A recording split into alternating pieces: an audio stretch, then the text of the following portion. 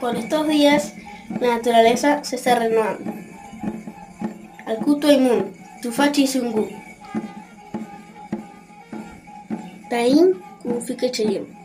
Nuestros ancestros nos dejaron un conocimiento que aún hoy seguimos levantando.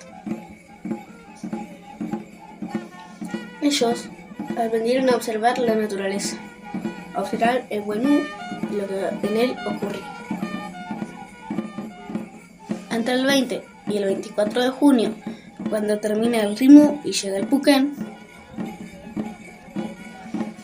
con la aparición de las 7 cabrillas, Gau Poñu para el pueblo mapuche, se produce la noche más larga. Y el día se alarga una pata de gallo.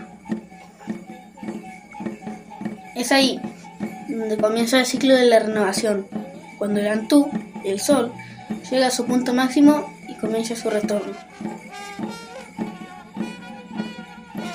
Es lo que se conoce como el solsticio de invierno. Para nosotros es el Wuñeu Chipantu, cuando comienza el renuevo en el Itrof y en el Che. Es tiempo de celebración, tiempo de encuentro con las familias. En diferentes lugares del Guaymapu, los abuelos y las abuelas, en la noche y alrededor del Cuchal, en el Nucham y el singular de la palabra, van transmitiendo su Kimun y su Kudan, conocimientos y consejos para la vida, consejos que nos ayudarán a hacer Kumeche Norche. Cuando es de madrugada, algunos se bañan en el Ufú, el río, con el Ko, el agua, que renueva los pensamientos, y antes que amanezca, allí en el Rewe, la ceremonia nos convoca para agradecer.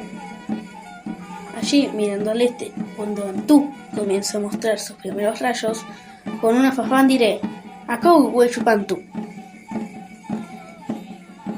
Este ciclo natural nos invita a reflexionar en su cuidado.